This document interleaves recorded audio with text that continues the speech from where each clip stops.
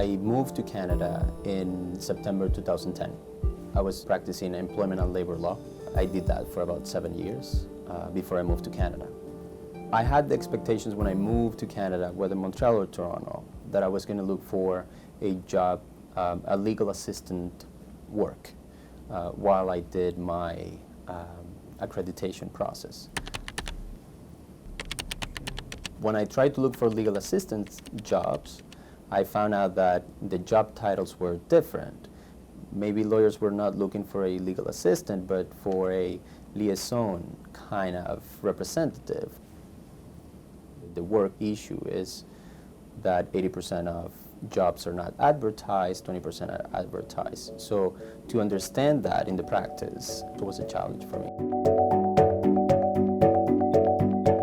For lawyers, I think that it is a conservative industry based on traditions that stand for decades and decades.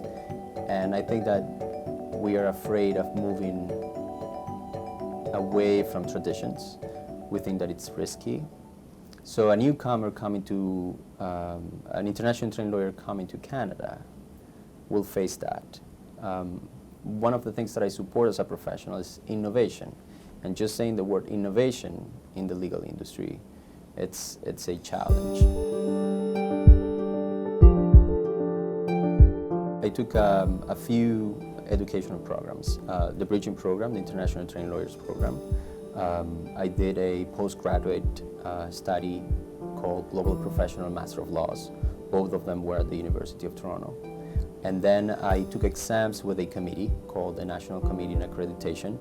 On top of that, I needed to do a law practice program, which is a practicum component. I worked a survival job for about 2 years while studying and getting some academic accreditation.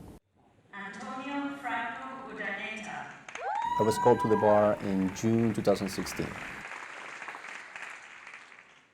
What I'm currently doing is to support newcomers to navigate the legal environment locally, whether they want to get accredited if they're professionals, international trained professionals, whether they want to get accredited and how do they go about that, the regulations and laws around it. The way that I do it is coaching style in 3 steps: assessment, designing strategies, and then the application of that strategy for them to achieve the goals that they want. I cover a range of things from the client perspective, not from the law perspective. So I design my services around the person, whether business or an individual, instead of the law.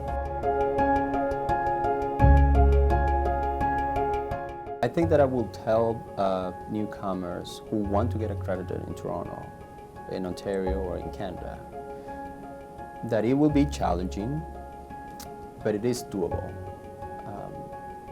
I think that they have to keep their goal in mind, to be patient, and to spend all the waking hours in both survival job and studying. I think that your goals will happen. Maybe they're not going to happen as fast as you think it will happen, but they will happen.